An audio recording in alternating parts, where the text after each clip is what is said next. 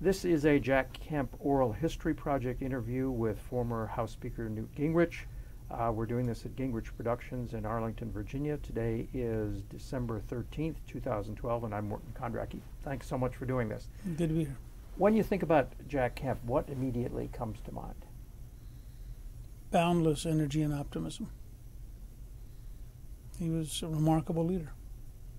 And in what, talk about his leadership a little. I mean, in what? Well, I mean, I think you have to understand how much Kemp was a quarterback.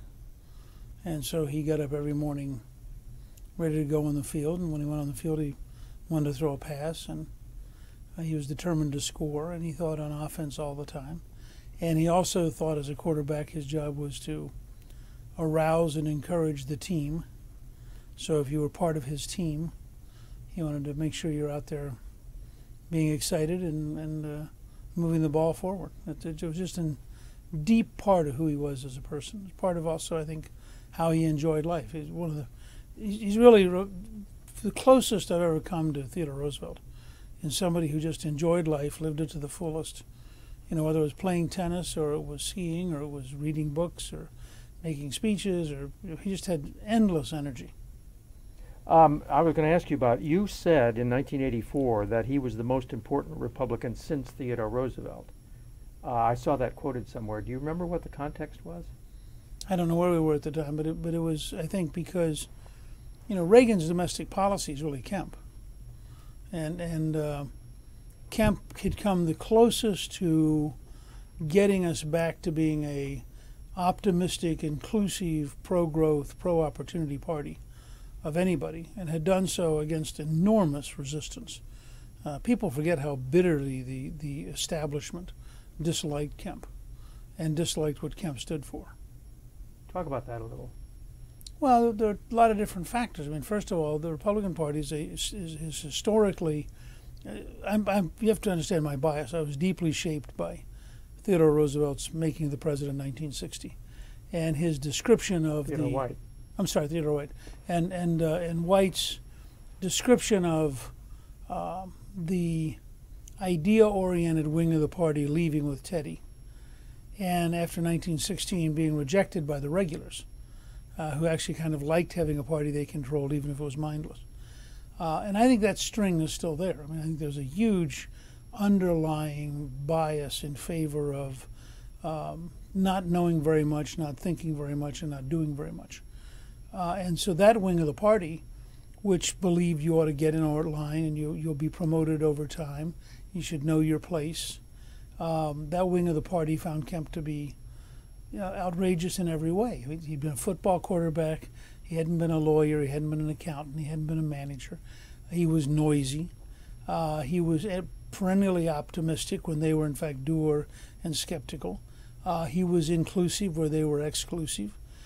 He was for ideas where they hated ideas. They thought of ideas as being risky. There's a wonderful line from H.L. Mencken, who said that Warren G. Harding and his administration represented an army of ants tromping across the desert, who, when they found an idea, would stamp on it trying to figure out what it was, and then leave it behind dying as they kept marching across the desert. And I think that you had to have been in the rooms to understand how much Jack put people's teeth on edge. And then he was for an inclusive party. You wanted people to come in that, lots of Republicans knew weren't Republicans. Shouldn't be. There were folks in South Florida who resented the Cubans. So when you said we're going to be inclusive, they said, "You mean they're going to be here?" There were folks who frankly resented African Americans, and they said, they're going to be here. I mean, and then there were people who were derided women and wondered, why do we really have to have women in active roles? And Jack was very big-hearted. I mean, Jack wanted everybody to play. So do you have any specific memories of, in those rooms, him putting teeth on edge and getting slapped or people grousing? Well, I mean, Barbara Conable hated the idea that Jack Kemp had the dominant tax bill, because Jack wasn't on Ways and Means. He was Conable's neighbor in New York. He showed no respect for Conable's seniority. Conable knew correctly that he understood the tax code 100 times better than Kemp. And Conowell didn't understand that that didn't matter. That Jack was a political being, not a legislative being, and he was reshaping how we thought. He wasn't reshaping, line 2705 of the code. So, I mean, he was, he called himself a bleeding heart, radical, conservative, all that kind of stuff, and I guess that was in opposition to Herbert Hoover, right? It was in opposition to Hoover. It was in opposition to much of the existing Republican Party. I mean, in many ways, it's easy to forget how tough the fights were in the mid-'70s between the Ford and the Reagan wings, and how really different they were. And you see this in 1989 when Bush basically wipes out the Reagan wing of the party. And after 8 years of being Reagan's vice president, repays him by eliminating everybody, because it was that deep and that personal. And it's still there today. And so Kemp represented sort of the activist, noisy wing of Reaganism. So however bad Reagan was, Kemp was worse. When did you first meet him? I actually don't know the date because I knew we were going to do this. I think it was 76 or 77. He came down to, I'd run and lost in 74. He came down to the Republican State Convention in Savannah. And I ended up spending an hour with him talking about ideas. And it was enthralling in part because I'd been an active Republican since August of 1958. And the idea that you'd run into an elected Republican who really cared deeply about ideas. I mean, there were a lot of guys who were smart. They just didn't care about ideas. Well, Jack was both smart and he cared about ideas. And so I got the standard Kemp hour-long lecture on supply-side economics, and it really became the base of my 1978 campaign. I mean, we ran a very supply-side campaign in 78, and I think it actually worked. I think it was very helpful. And I give Bill Brock some credit for having the courage to pay for the tax clipper, which went around, their tax cut clipper, which went around the country. Again, with tremendous opposition internally. I mean, Brock got scarred up for having sided with Jack in this particular project. Mm-hmm. Brock has talked about how Kemp got ragged over in the Chowder and Marching Society a little bit, but he hasn't talked anything about how he got scarred up. Well, I'm not sure you even noticed, but people like Conowell did not approve of the Republican National Committee paying for this idea. I mean, you have to remember, cutting taxes for economic growth was John F. Kennedy. The regular Republicans in 1961 opposed Kennedy because they believed in balancing the budget more than they believed in economic growth. Interestingly, one of the people who I found very seminal in all this, there are two essays in 1976 by Irving Kristol in the Wall Street Journal. One is called The Stupid Party, and the other is called The Future of the Republican Party. And they're both worth you looking at because they both were, in effect, without necessarily going out saying Kemp by name, they were, in effect, making the Kempite argument. And interestingly, Kristol said to me the other day that when Ford lost, his father turned and said, we may have to look for Jack in 80 because I can't quite imagine Reagan running. And there was. Kristol and Jude Winniski and those people wanted Kemp to run even against Reagan. Right. I talked to Jack, I think it was on a Wednesday just before he flew out to California to see Reagan. And because by then I was a member and I was clearly his ally. And he basically said, I'm going to go out and talk to him, and if he will adopt a 3-year tax cut, I'll offer to chair his campaign. And if he doesn't adopt a 3-year tax cut, I'm going to run. So when would that have been? That would have been sometime in the fall of 79. And did he report back what had Yeah, happened? he came back the following week and said, going to campaign on a 3-year tax cut. See, there's a bit of a dispute over what happened. There was a meeting at the end of 1979 at LAX, at the Marriott Hotel near the LAX airport, and some people say that was the quote-unquote boarding party where Kemp and Dave Smick and John Mueller and people like that, and Jude Winniski was there and Laffer was there, that's when Reagan signed on.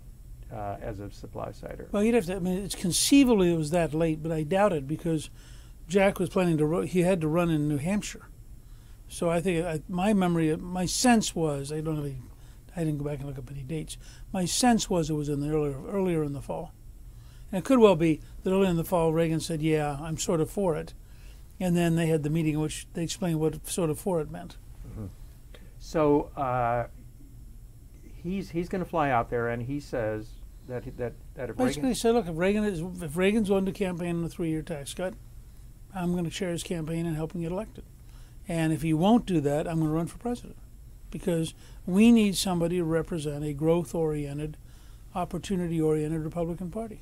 it wasn't clear at that point that Reagan was the supply sider. No, not at all. In fact, you could have made a pretty good case that he was not a supply sider yet at that point. And so when Jack got back, do you remember the conversation? No, just he was beaming and happy and said, Reagan's in and I'm in. Therefore, I was in too. Right. Do you remember an incident, or did you hear about an incident where Arthur Laffer was trying to get Jack to say that he was going to tell Reagan that I'm going to run against you, but I'm going to deliver my delegates to you at the end of the game? And the whole idea, Laffer's whole idea, was to get Jack into the race, basically telling Reagan that he was going to, cooperate in hopes that he would be vice president. Did you ever hear about that plot? No. Okay. Let me go back to '78. So, actually, if I'm not mistaken, the entire Republican conference signed on to Kemp Roth, even though some people probably hated it, in that campaign, and yet the Republicans, you were one of only net 6 pickup in the House. Why didn't that idea, which was sort of, the proposition in California had passed, Jeff Bell had defeated Clifford Case. I mean, it was sort of, even the Democrats were starting to talk about tax cuts. So why wasn't the party more successful? I think '78 was not yet. There was not a wave. Remember that in '74 in November, we were down to 18% identifying as Republicans. I mean, people have never looked. I'm actually writing a paper right now on this. You go through this trough where you go from the Reagan re-election, which is one of the largest margins in history, to the collapse of the party 2 years later, to the Nixon re-election, to the collapse of the party 2 years later, to the Reagan election and landslide 6 years later. I mean, this is an amazing trough. And so we were still coming out of the trough. And technically the campaign committee would have told you they misjudged who was vulnerable. They spent enormous resources going after freshmen. And in fact, that particular class of Democratic freshmen were very hard to beat. So it was actually, by the way, a pretty big class because we also had a lot of retirees. So we were, if I remember correctly, we were like 59 out of maybe 160 members. I mean, we're an enormous class proportionate to the whole House party, which has a big impact on Cheney and on me and on several other people. I didn't realize that there was that big a group. So you met with all the supply side gurus, did you? Not particularly. No? I mean, I knew them. You'd meet them, but it's not like I went to meetings where we sat down and talked about this stuff. Well, the one guy who's dead, Jude Winniski. Yeah. So give me a word picture of Jude Winniski and his relationship with Jack Kemp. Oh, I think he was in many ways the person who Jack most respected and who had the most influence on Jack. Because he was dynamic, he was engaging, he had the power of the Wall Street Journal for a long time. He was willing to be aggressive, and much more aggressive and less academic than Laffer. And so I think Winniski played a very major role. So how often do you think they talked? I wouldn't be surprised if they talked almost daily by phone. Just because they were symbiotically a partnership trying to create a new wing of the Republican Party, and through that, a new model for American politics. So what do you think Kemp's influence? Well, we talked about it a little on Ronald Reagan. Was you said that it was the basis of his domestic policy. Did it go beyond supply side? I mean, Kemp's impact? Yeah. Well, I mean, again, Kemp is a broader figure than just because he's an all-around House member. So he had some impact, I think, in getting them. I mean, he was very much a Cold Warrior. He was very much for defeating the Soviet Empire. So he's a part of the military buildup. He's a part of being supportive of the Pentagon.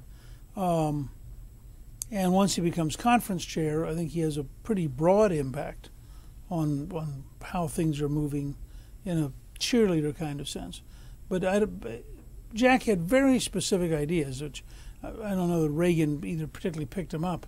But, for example, the experiments in allowing people to have sweat equity in public housing and enterprise zones, I mean, things that we had strongly agreed on that were a big deal. And then Jack, of course, is one of the keys in '84 to adopting a no-tax increase platform, which was a real internal fight. We'll get to that. So what would you say his influence on you was? And yours on him, for that matter? I don't know how much I influenced Jack. I think Jack influenced me. He strengthened the idea you could be idea-oriented. He strengthened the idea you could be inclusive. He got me much more intrigued with inner city problems and how are we going to fix these and how are we going to take responsibility for them. And he convinced me that you had to be permanently on offense on ideas in a way that was much more aggressive than I probably would have been if I had never met Kemp. No one's ever accused you of not being aggressive about ideas. So no, but he had a cheerfulness about. I mean, every day. I've been aggressive about developing big ideas, but he was every day on offense. And what did that consist of? Grabbing you in the hall, talking to you at lunch, giving speeches in the conference, writing papers, being in op-eds, I mean, Jack was pretty much everywhere for a House Republican. Remember, this is an era where the House Republicans have gotten habituated into not meaning much, and Jack was one of the keys towards our coming back to being an institution that mattered. Did you go to the '80 convention? No. Okay, so you weren't there for the demonstration or the speeches. So in 1981, he wasn't on Ways and Means, and Barbara Conable was, and the tax bill that got passed was Conable-Hance. So what role did Jack play in? I think at that getting point the bill he's passed? rallying the troops and he's creating a sense of support for the ideas, and he's out selling them in Democratic districts. Remember, we have to get about a third of the Democrats to pass the bill. And Jack was always, I mean, in the end he didn't win certain arguments. He never won the scoring argument, for example. He never got people convinced that economic growth mattered in a dynamic way. But he was making those arguments, and he was softening the edge of the people who wanted to have a straight out, how do I cut spending to pay for this? And Reagan basically bought that part of Kemp's argument. So Kemp was like a guy who had suddenly trained an elephant to batter down the walls. I mean, so people like Conable were going to be for the Reagan bill. It was the price of being the ranking member. So Kemp believed that revenues would go up if you cut tax rates. And Right. that, in other words, that tax cuts paid for themselves. Is that true? It's probably 60 to 70% true. Yeah, I think a larger economy generates more revenue over time. And certainly you look at the Kennedy experience, where they literally expected a loss and got a gain. You can look at what we did with capital gains in the late 90s, where it went up radically. I mean, the CBO score was totally false, or joint tax, if you prefer. So you can make that argument. But it also depends where the rates are. I mean, one of the reasons we're in a different era is Kemp is debating at the end of the 72% marginal rate. Well, you got a much bigger free flow if you're talking about dramatically reducing 72% than if you're talking about dramatically reducing 33%. And I think that's also situational. Remember, the Laffer curve did have a point where you actually got more money. And so you're not always, it's not, the Laffer curve wasn't a straight cut taxes always. It was, gee, you actually gain money by raising taxes till you get to this point. There are no numbers on the Laffer curve. Did Jack have an idea of what the appropriate number was? I don't know of anybody who ever thought about what I just said to you. Mm-hmm. The Laffer curve was an explanation of why we all agreed in that era that it was too high, so let's cut it. Right. So, and by the way, it would be interesting to ask Art, what does he think notionally the optimum tax rate is? because Jack at some point said it was 25. Sometimes he said it was 20. I mean, he wanted flat tax in 95. I think he said he wanted a flat tax of 20, and he said he'd just as soon have it 19. Your gang, the Kemp gang, included David Stockman. Mm-hmm. Kemp gets David Stockman named OMB director, and then Stockman absconds or turns Yeah. coat. Well, Coat. you'd have to ask either David or his chief of staff, who's the number 2 guy at AEI. I don't know that Stockman ever believed in supply-side economics. Stockman believed in noise. He believed in being on offense. He believed in lower taxes generally. But I also think Stockman collided with, and I've always thought his book was sort of funny in the sense that it's a cry of anguish from somebody who discovers the world's harder than they thought it was. Stockman then reverted to a standard Michigan Republican position, which actually wasn't far from where John Anderson would have been, who Stockman had worked for. The reason Reagan is such a radical break is Reagan is saying, if your choice is, this is Pierre Friedman, if your choice is smaller government with a bigger deficit, or a bigger government with a smaller deficit, go for smaller government and don't worry about the deficit. And Reagan also is in the position of this being the height of the Cold War of saying, if my choice is deficit or defense, I'll always pick defense. Well, those were, for traditional Republicans, those were very jarring ideas. How did Jack respond to Stockman's turn, and especially the Grider? I don't really remember. Okay. Wasn't something I remember ever talking to him about. Right. Okay, so then 82 comes along, and Reagan raises taxes. Right. And you were against it, and Right. Kemp was against it. Right. And Kemp was a leader, though. Kemp Right. was the number 3 leader of the House. So, and then he did it in 83, and he did it in 84, and so on. So how much guff did he take for that? I suspect none from Reagan and some from the White House staff. I mean, Reagan didn't believe in that stuff. When you read Reagan's diary, he thinks it's nuts. They've talked him into doing something he doesn't believe in. It's sort of like the fight over taxes in 84. The White House staff hated what we were doing on no tax increase. Reagan didn't. The reason they could never get Reagan engaged on the platform because he was with us. I mean, he wasn't with them.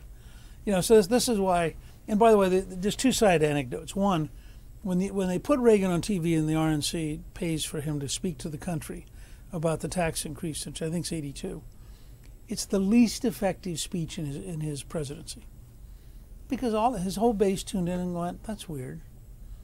He can't have meant that." Nobody called. I mean, it was just one of those. Well, that was really strange. I wonder. So why did he do it? Because he got talked into it.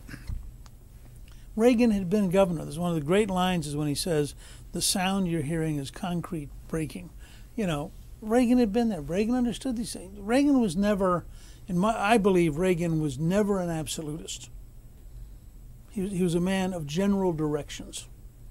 He wanted to defeat the Soviet Empire. That didn't mean he couldn't talk to Gorbachev once Thatcher thought Gorbachev was reasonable. He wanted the lowest rate he could get. That didn't mean he was wedded to not being practical. And he had in Baker, I think, somebody who he trusted, and in Darman, somebody who was extraordinarily smart. My one anecdote is when Bush breaks his word and raises taxes in 90, I'm now in leadership. And so I oppose it.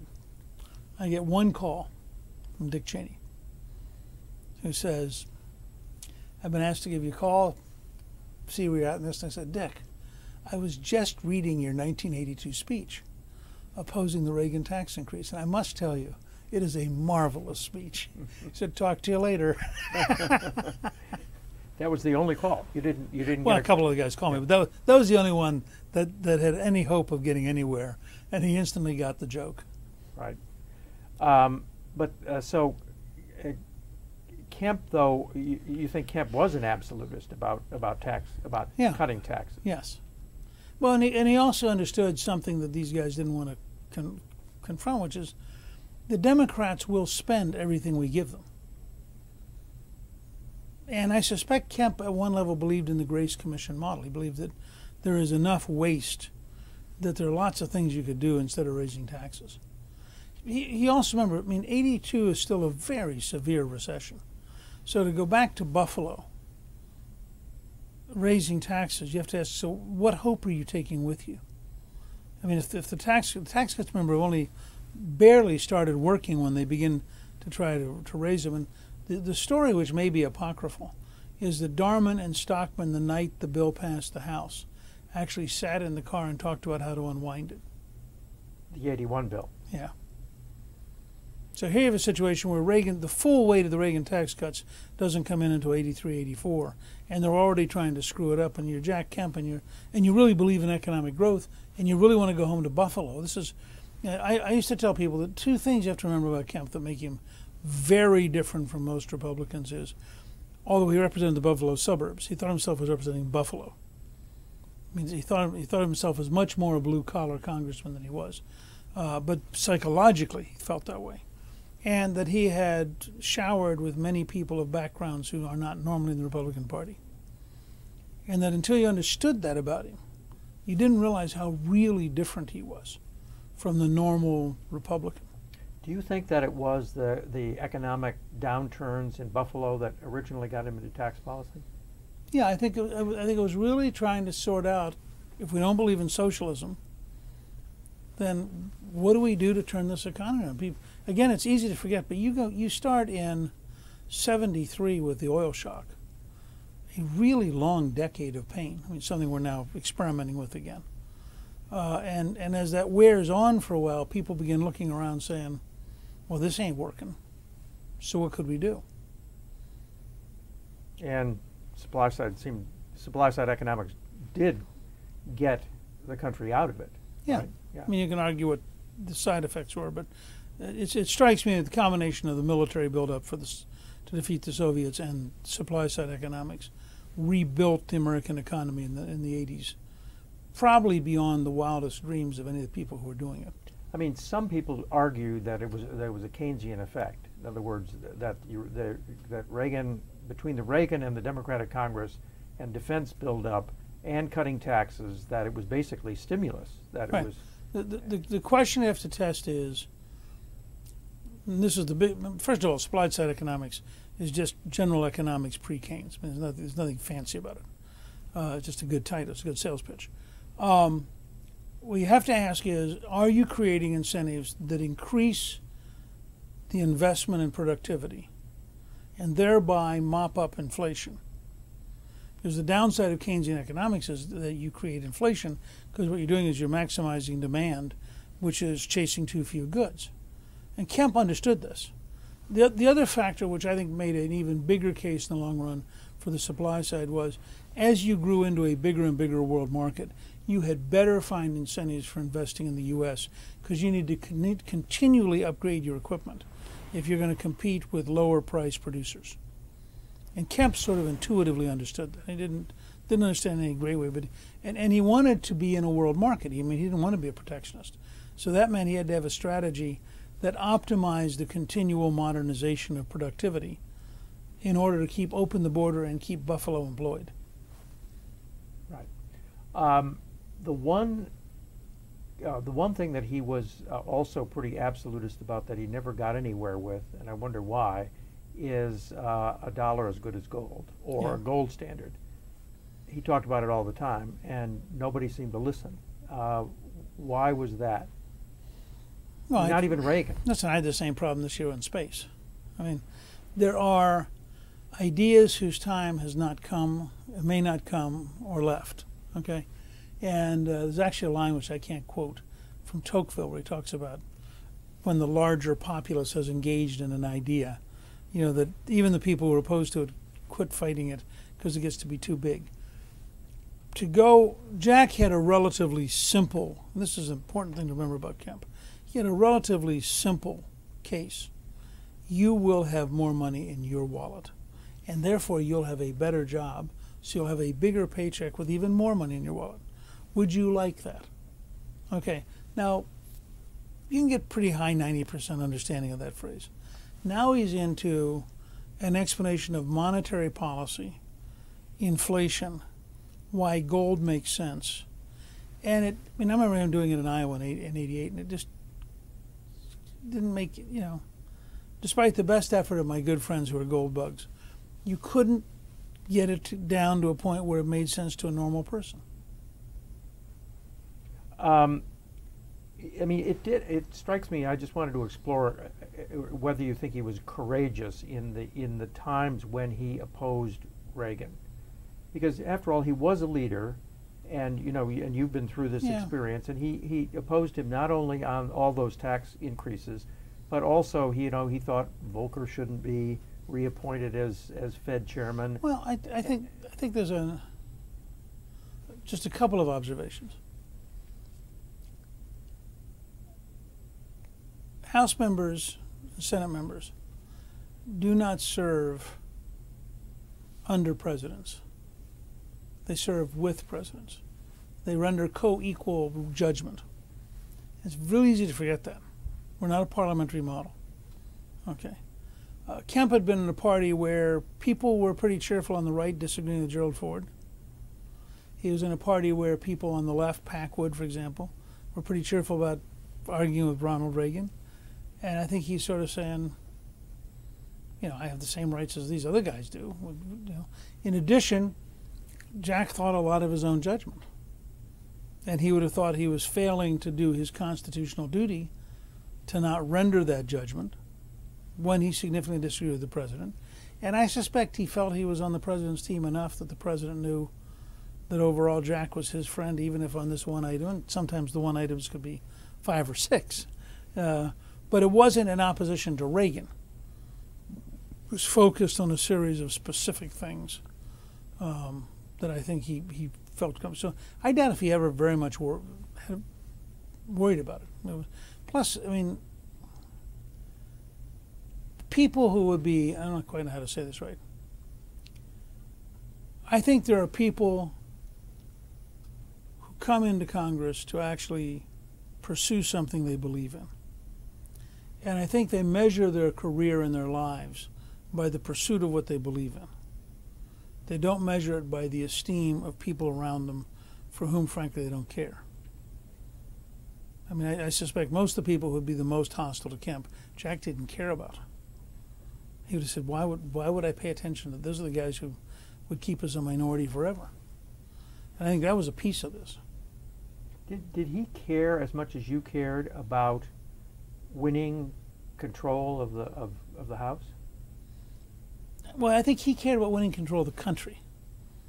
But Jack was I think was probably always a presidential figure rather than a congressional figure.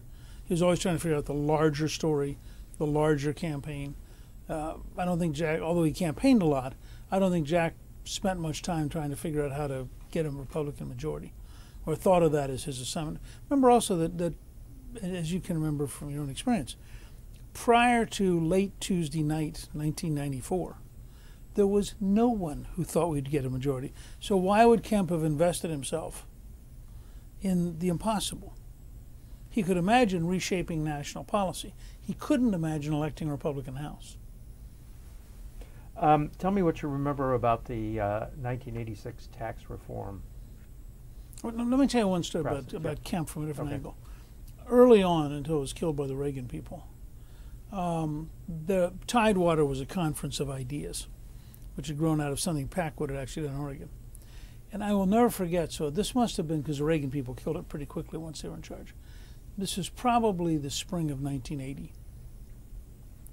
And we always went to Bob Bauman's house when he was the congressman from Eastern Shore. So you do the Tidewater Conference in Easton, And then a bunch of us would go to Bauman's for lunch before came back. And I remember one day, which must have been in the spring of '80, walking around this buffet table, filling up our plates, with Kemp lecturing me on Napoleonic tax policy in the Rhineland. And I'm thinking, I'm a PhD in history, and I know a fair amount about this, and he's technically right in his argument. And it was just a very interesting example of how much he knew, how passionate he was. But it was also very Kemp-like to be in the middle of this passionate argument, walking around the buffet table, talking about this stuff. The other side of it, I once asked Steve Hanser, who's been my mentor since 1973. I'm sorry, Steve. It's Hanser, Hanser, about a Jack, and he said, you have to understand that Jack's an autodidact.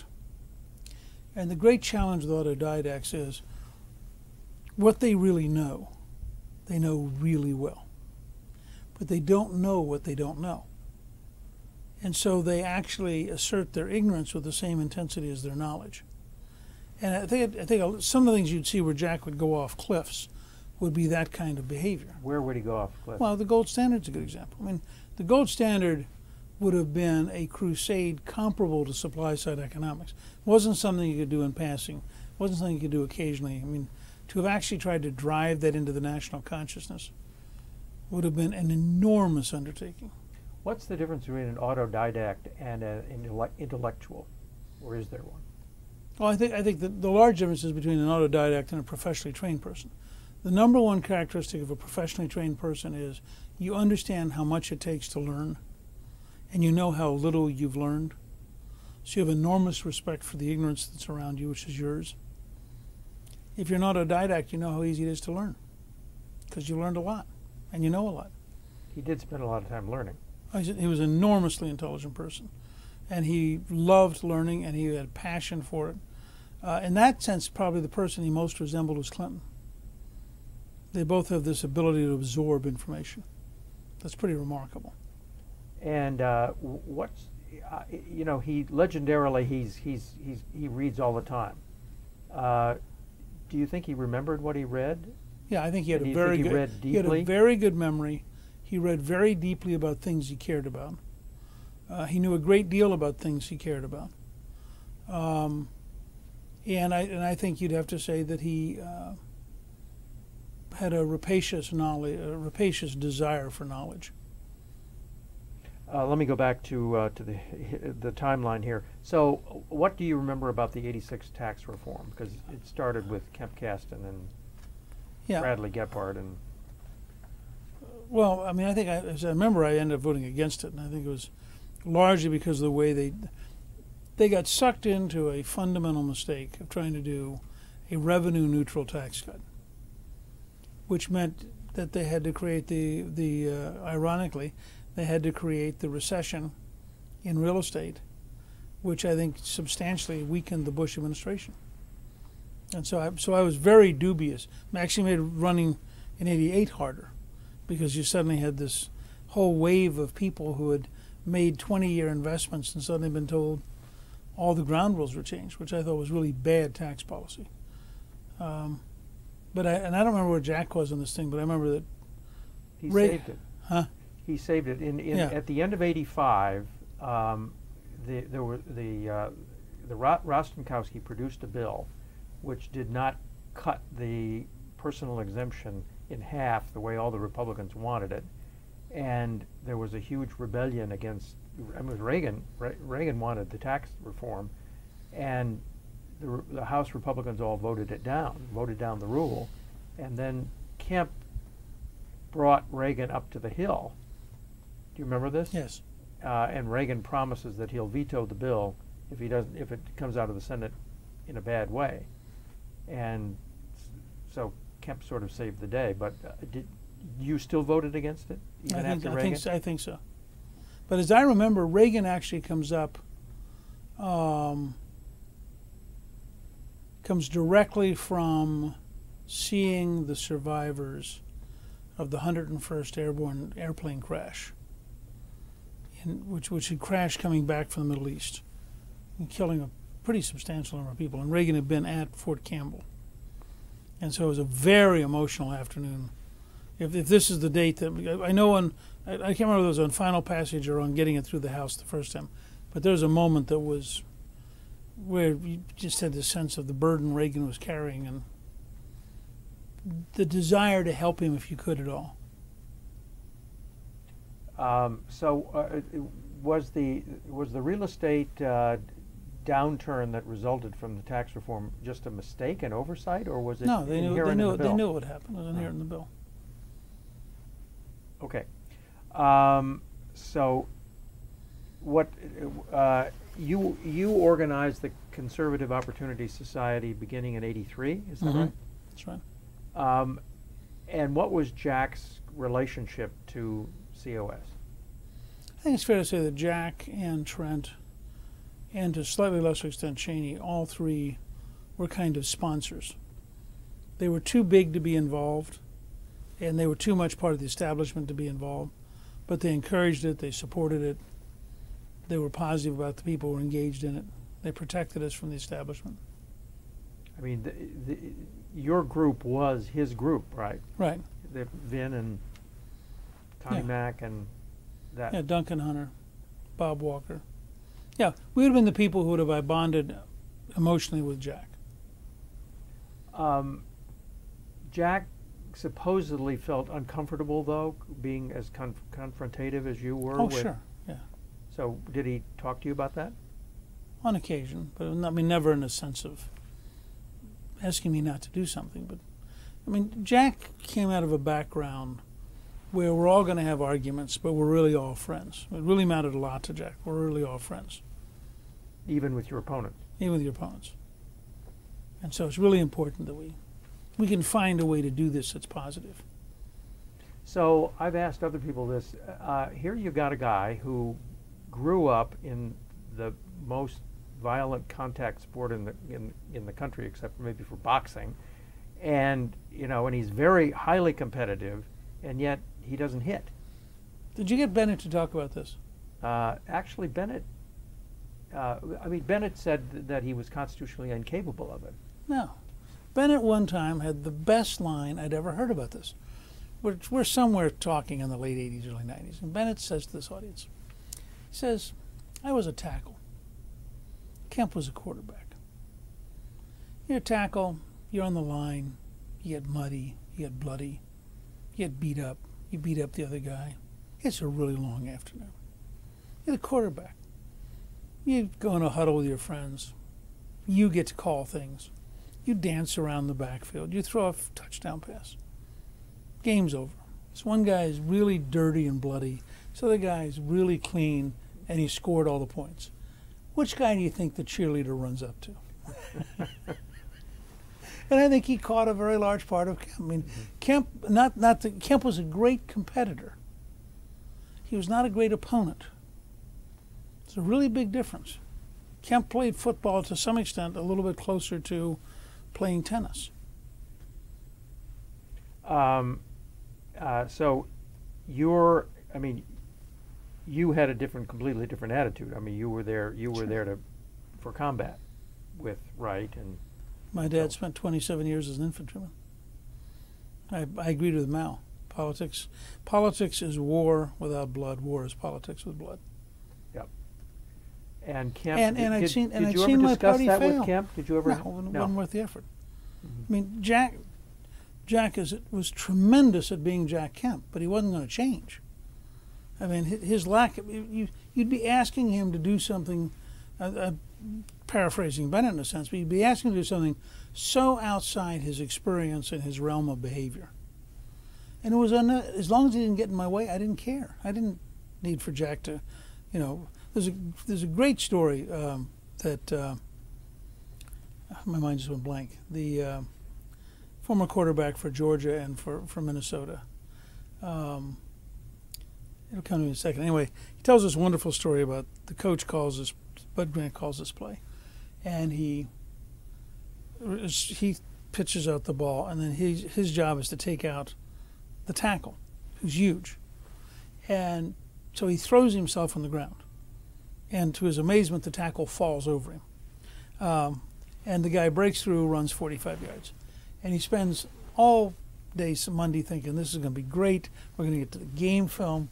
The coach is going to say, Fran Tarkenton, the coach is going to say, Fran, look at this. We get to the game film. We get to that point. He praises the center. He praises the wide receiver. He praises the other guy. He skips my name. We're walking out. And I walk up to him and I say, Coach, you didn't mention me. And Grant says, Fran, I know you're such a big guy. You wouldn't want to be singled out for something like that. He said, you don't single me out in the future, I ain't throwing the block anymore. Well, Tarkenton and Kemp could have compared notes. I mean, they're both wonderful competitors. They both had huge levels of skill.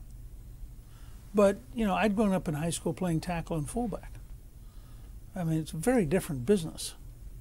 Kemp's the guy who handed you the ball as you ran into the line. He did have an ego, and he was kind of vain, wasn't he? I mean, he liked credit. It's a quarterback.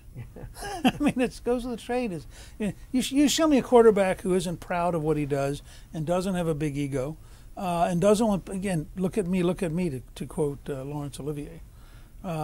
This is a guy who wants to stand in the middle and has the guts to say, I'm going to stand in the middle of the field with 1:05 to go, and I'm going to get enough passes completed to win the game. And everybody here is going to get to watch me do it. And if I fail, they're all going to know I failed. Well, you better have a pretty strong ego to do that. And I think that was good for him in the 70s and early 80s because it gave him the strength to be deviant from his party in a way that gradually brought the party around. I mean, a weaker, more timid personality could never have done what Kemp did. So do you have any other favorite Kemp anecdotes or experiences, personal experiences with him, or moments that you remember particularly? I'm trying to think about what we're talking. Think along as we're going. So you had an agenda that was called the New Opportunity Society. Was that Kempian? Yeah, I think most of it was. I mean, I was more of a futurist than Kemp, and I was more interested. In what way? What do you mean by that? Thinking about the future, bringing in people like Alvin Toffler. Literally, I mean, if he went towards Winnicki, I went towards Toffler, in that sense. And I was more interested in fundamentally innovating government. Kemp was interested in shaping the incentives of the private sector, and in some ways transforming government very profoundly. I mean, people underestimate how big a deal his effort to create occupancy ownership for public housing and his effort to create enterprise zones. I mean, had we followed through on those two, we'd be a substantially different country today. And my prediction is in the next few years, you'll see both of those ideas come back up. And this is something that the Kemp Foundation ought to do. Somebody should scrub all of his policy ideas and put together 20 Jack Kemp policies for the 21st century. Because you'll find in different speeches an astonishing level of creativity and thoughtfulness and commitment in a belief that people can have a better life and that you can encourage people to have a better life. By creating incentives to do so. Incentivizing the behaviors. So, lots of people think that the polarization of American politics started in your era, but Jack wasn't a polarizer. Did you, as time went on, I recommend they go see Lincoln. Yes. That was a Civil War. Did you and Jack ever talk about the polarization of American politics? No, not that I remember. I mean, I think we were allies and friends, but I think that Jane Kirkpatrick once had a great line where she said, "Unity does not require unanimity." And so I think there were times when we each agreed, he'd go over here and do this, I'd go over here and do this, but we were broadly allied on a whole range of fronts. We were particularly allied against liberals and against old line Republicans. So it's kind of a dual alliance.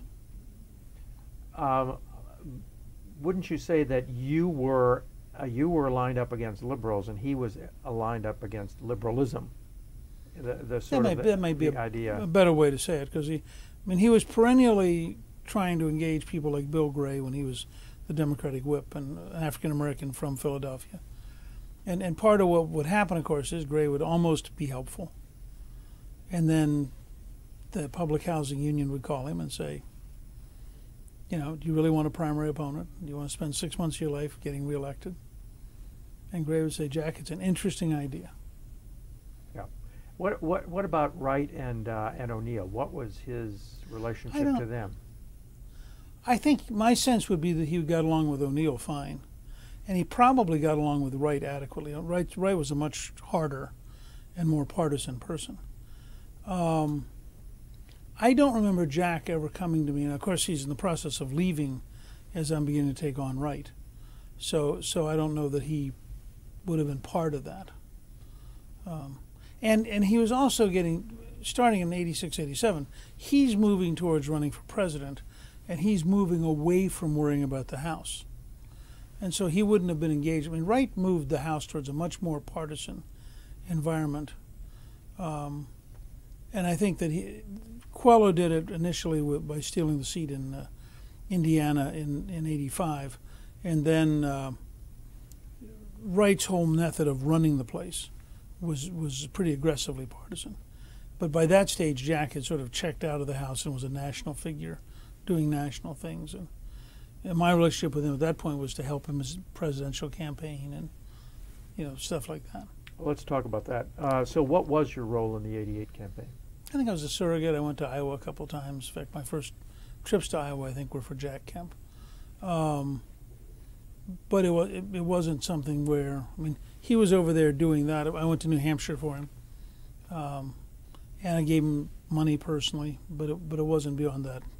I wasn't central to his campaign. Did Kemp think he had a prayer, beating Bush and Dole? Yeah, I think Jack is a little bit like me in that we both believed, as I disproved again this year, we both believed that ideas and earned media could carry you beyond the immediate weight of organization. Some people say that he had a tendency to play off people against one another in order to maintain control, and in this case it would have been Black and Rollins and yeah, I don't know. That wasn't my experience in the House with him, but in the House he was a much more dominant figure. So I don't know. The thing I noticed about Jack, which affected him in 88 in the presidential race, 87, 88, and affected him again in 96, is that two things. One is, for example, he ends up in Iowa trying to explain the gold standard.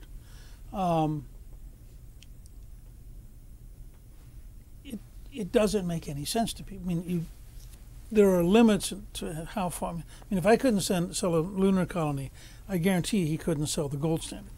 And he spent a lot more energy on it. I gave one speech. I mean, he gave, this was integral to what he was saying. And the other was, and this really affected him in 96, but I think it also affected him some in 88. To be effective at that level, unless you have an enormous amount of money, you have to have a message that is sufficiently clear and sufficiently disciplined that it becomes a unique selling proposition. And you have to operate within that message, because every time you clutter it, you're going to dramatically weaken it. And it just struck me that watching him campaign and going out to help him, I also helped him in Michigan. In fact, I have friendships that go back to the Kemp campaign. I mean, Saul Anuzis was my driver going out there, for example, in Michigan. And I think Jack. I talked to his former head coach. And Which Jack, one? Saban, or? Yes, I think it's Saban, the relatively short ethnic background.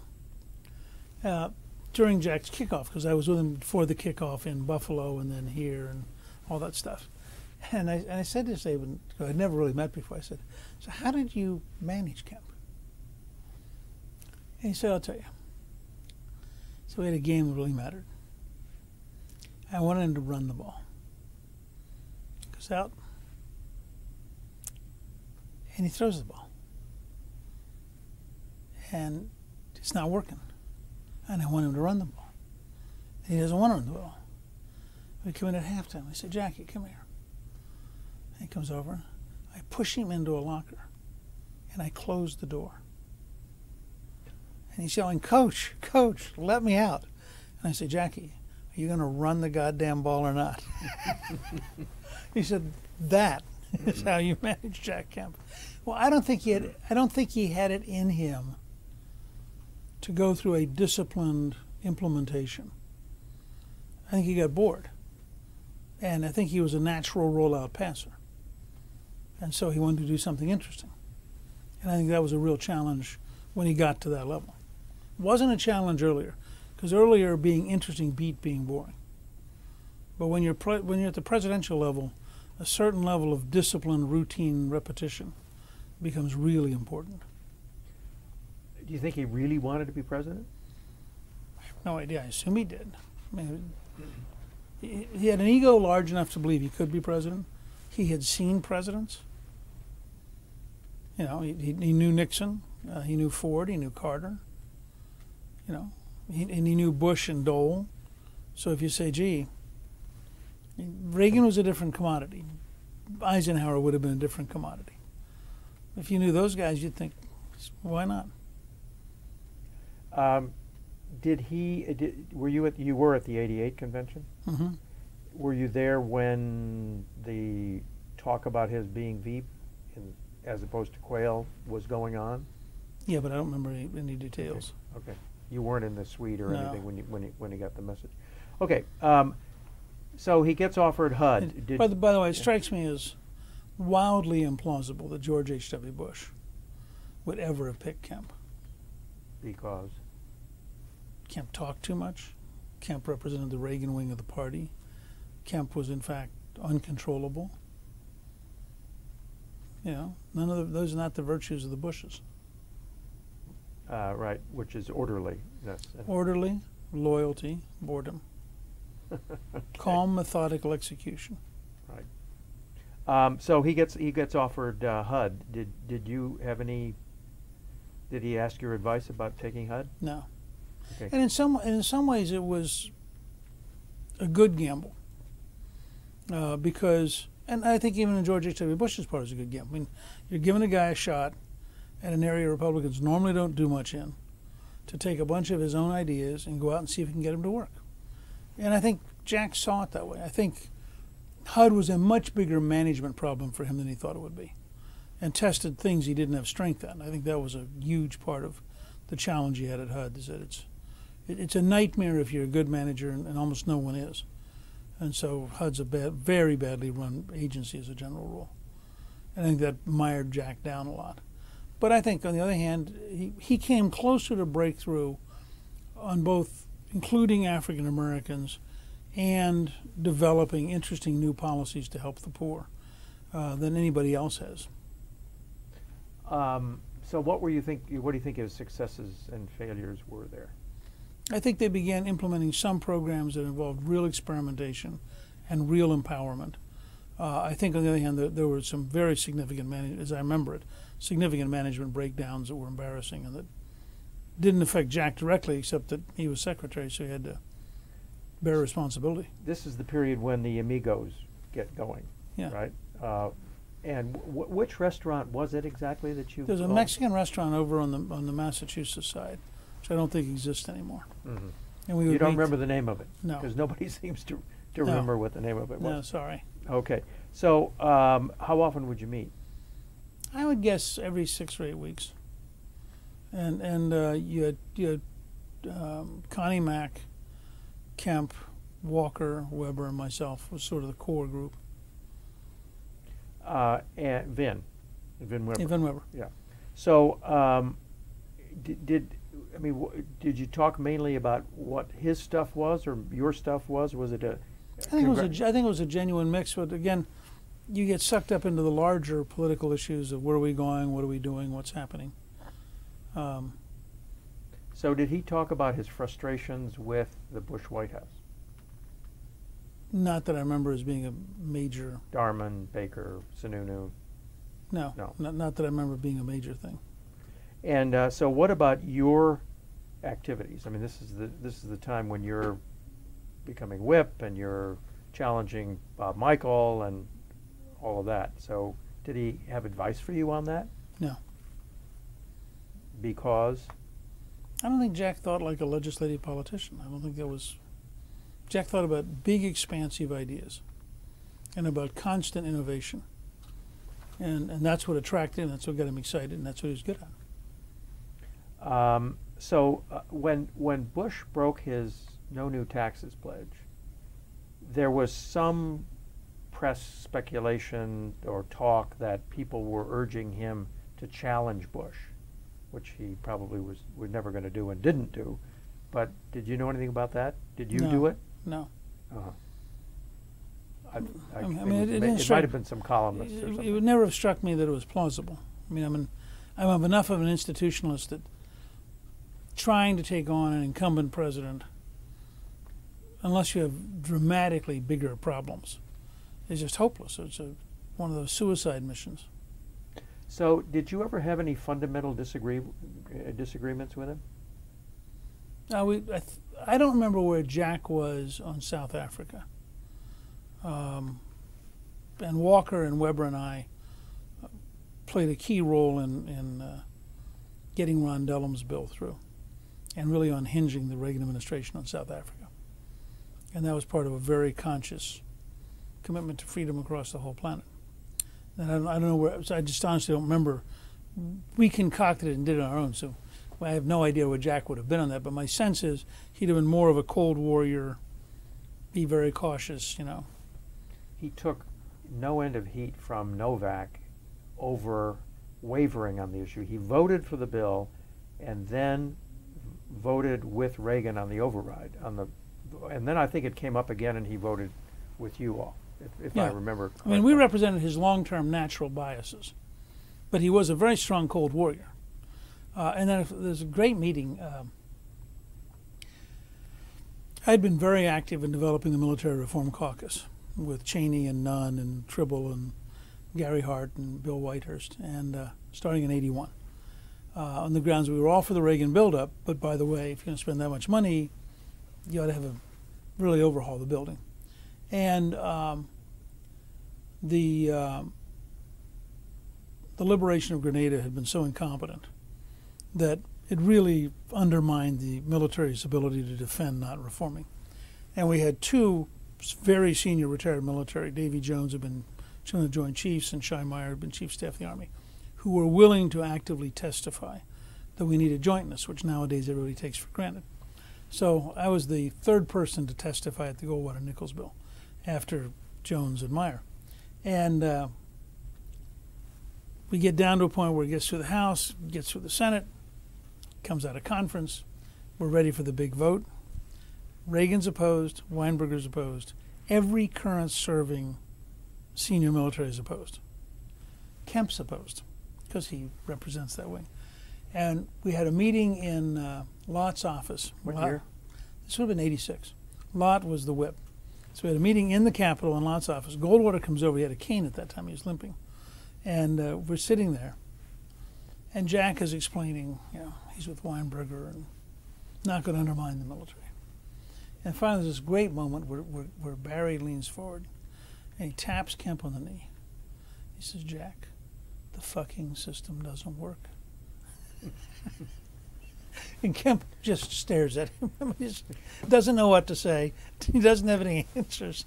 And votes with Weinberger and the minority. I mean, we ran over him by a huge margin. But it gave you a flavor of Jack, who had no idea how to do it with Goldwater when Goldwater was being earthy. And at the same time, Jack actually didn't know what he was talking about, but he knew what his biases were. And he knew who his allies were. So in that sense, he was a traditionalist and not a reformer. He was a traditionalist in defense, very much so.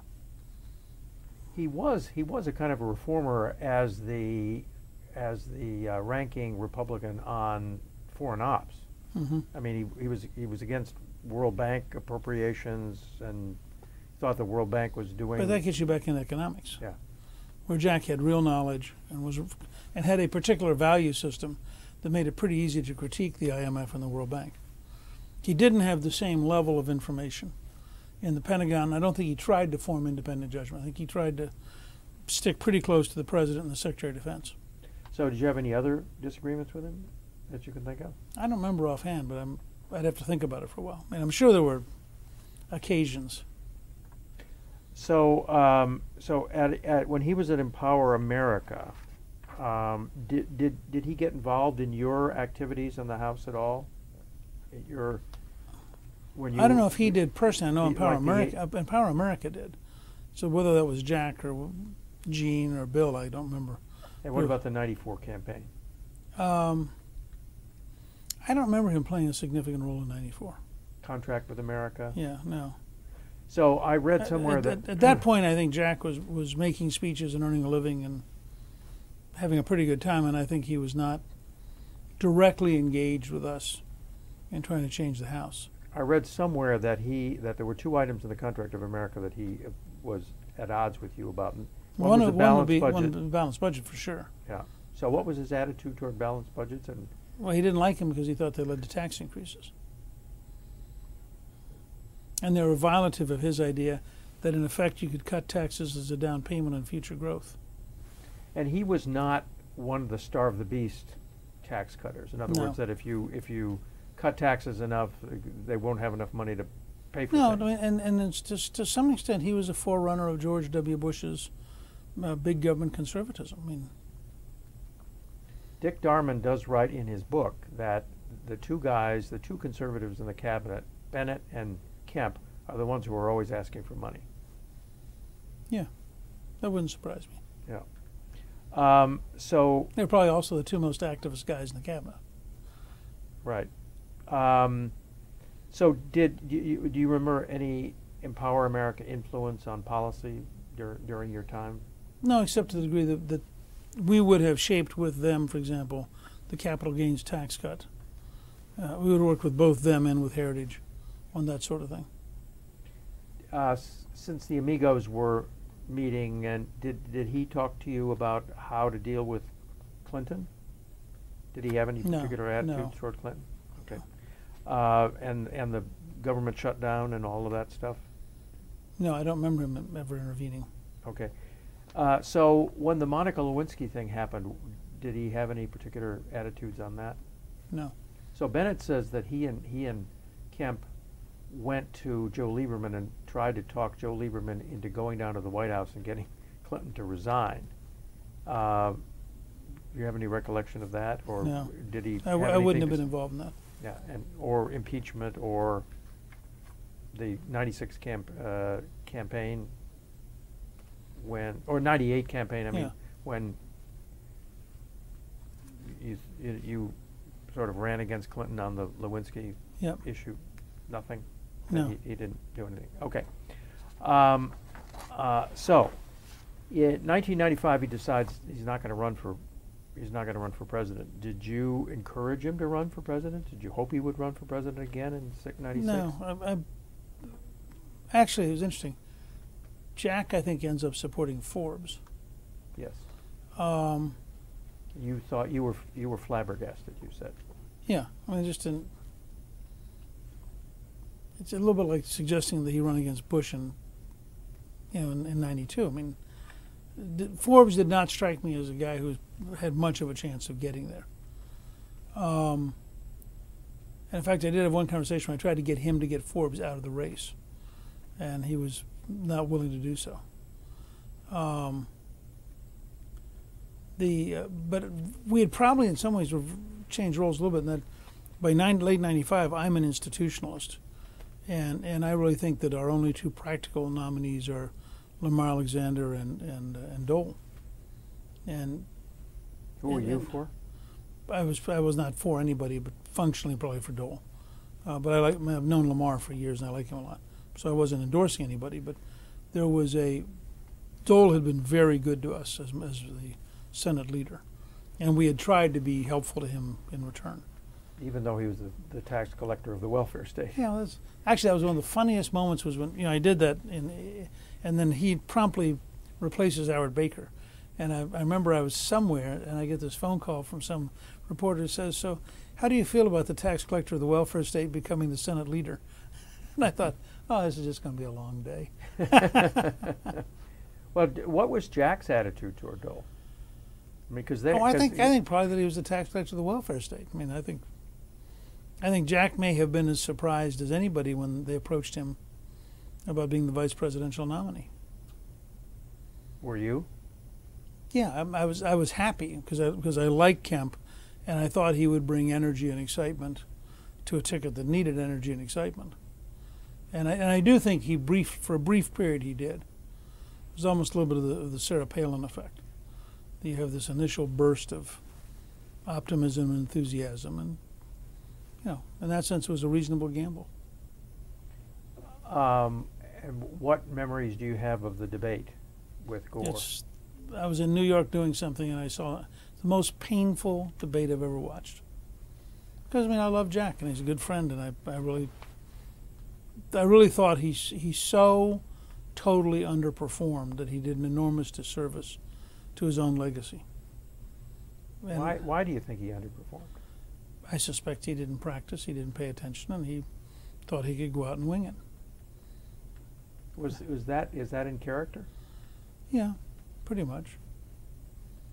And it works at a lot of levels. And Jack was dramatically better than most of the people he was measured against in the 70s. So it wasn't hard for him to learn that he was a better speaker, he was more dynamic, he was more interesting, he had more ideas, he knew more. So I can handle this? But going up against a sitting vice president who's a professional requires a different standard. Right. Okay. So what after your speakership is over and you're doing your thing and he's doing his business kind of thing, what was your continuing relationship with him? Oh, we'd see each other occasionally, particularly if I was in Colorado and he was out there. We'd have dinner and talk, and it was more general. I mean, he would opine on the planet and explain his views of things, and he seemed to be doing very well financially, and I think that was about all. But it was a much more, I think for both of us it was sort of like we were now in a different world. So there were Reagan Republicans and Taft Republicans and Rockefeller Republicans, of which you were once one. Are there Kemp Republicans? Should there be Kemp Republicans? Well, I think Kemp was enormously important in both developing the idea of economic opportunity and lower rates and more growth-oriented dynamism, and in developing ideas about genuinely rethinking how we try to help the poor and how we try to help neighborhoods and areas that are poor. So in that sense, I think he's extraordinarily important, and I think it's unfortunate, I think, that had the influence of Kemp been decisive, we would probably today be an overwhelmingly dominant governing party, because I think he brought the pieces the party doesn't have. But I also think it's fair to say that waned, and which is unfortunate. So the moment that he might have made that kind of difference was 80 as Veep or 88 as Veep, or how could it have happened, or if he won the nomination? Well, I don't. Yeah, I mean, if, short of winning the nomination, I don't know how you do it. I mean, maybe Veep in 88. I mean, I think whether a Reagan-Kemp ticket could have won in 80 is an interesting question, because it would have given the moderates no reason to support the ticket. And I think that's what, I think Reagan was very vividly aware of what happened to Goldwater, and of the danger that if you don't find some reason for moderates to buy in, that you could lose. So it's easy to go back, But I think that a Kemp influence on the party would have been vastly healthier than a Bush influence on the party, because Bush really is a regular, and all the things that implies. The other challenge, I spent a lot of time on this after I stepped down in '99. If you think of Kemp and I as sort of generally in the same direction, and Reagan, it's interesting that Thatcher and Reagan changed the world, but neither of them changes the culture of their party. And I changed the entire trajectory of the House Republican Party, and I couldn't change the culture. The very people we elevated as chairman were the people who didn't have a clue why they became chairman. And so Kemp is part of that same picture. That we had Weber says at one point that the bureaucratic politician will always beat the charismatic politician. I think there's a fair amount to that, because the bureaucratic politician accumulates the instruments of power, and they're there institutionally after the charisma. So is there, I mean, it almost seems romantic, his attitude that the party of Lincoln can come back, that minorities can be find their natural home in the Republican Party. I mean, but it's so is it realistic that it could ever happen? Oh, sure. I mean, Kemp was dealing with the great challenge of the last 40 years, which is that liberalism has failed the poor at levels that are unimaginable, and that nobody has been able to articulate because it is such heresy. And so, I mean, Jack was on the edge of something enormous. I mean, my prediction is it'll sink in the next 4 years that this has been the most destructive president for African American poor people, probably since the Great Depression. And when we look at the real costs, they're going to be horrendous. It's a little bit like Detroit. I mean, Detroit's survival is going to be by cutting itself in half. That's an astonishing failure. But Kemp, I'm going to go back to the charismatic bureaucratic model. Kemp never figured out how to have 2 or 3 good bureaucrats around him who could build mechanisms. And in the absence of mechanisms, you don't get the scale of change you need. And, you know, we'll see. I mean, I am very deeply shaped by Kemp. I mean, he was, if you would ask the people I've known personally who've really affected me, he would be right after Reagan in terms of genuinely getting me to think differently and to approach things differently. Sum up how? Oh, I'm much more passionate about a solution-oriented, opportunity-oriented, empowerment-oriented, inclusive party that aggressively takes responsibility for helping people solve their problems than I think I would have been had I entered. If you imagine the House Republican Party after Watergate without Kemp, it is a desert. I mean, that Kemp was literally the one-eyed man in the land of the blind. He was the only symbol of energy, enthusiasm, optimism. I mean, Stockman wasn't. Stockman was just a smart guy. He was a clever manipulator. But he wasn't charismatic. And Jack is a genuinely charismatic leader. He spoke from the heart. He spoke from within. He marched to his own drummer. And as a result, the vibrancy he gave, I'm sure that Vin had a similar sense, that here was a guy who created a zone within which you could flourish, you know, and there wasn't anybody else in the House Republican Party. So, final question, unless you have something to add. So what does Kemp have to teach the contemporary political environment, and specifically Republicans? Ideas matter. Courage matters. Persistence matters. Energy matters. I think the phrase cheerful persistence, which we developed at COS, in many ways comes from Kemp. That's why he's the closest thing to Theodore Roosevelt. The ebullient, constant, you know, somebody once said of Teddy Roosevelt that every stone he found on the beach was new. Jack had that ability. I mean, the sun rose this morning. It was an extraordinary moment, you know. And you had that sense of engagement. Jack brought, and this will sound goofy, in a very real sense, Jack brought love into the party. He loved people. He loved life. He made you, I'm going to get teary-eyed. You just had this sense of, he was a genuine comrade. You were companions on a quest. It's a rare talent. Thanks. Okay.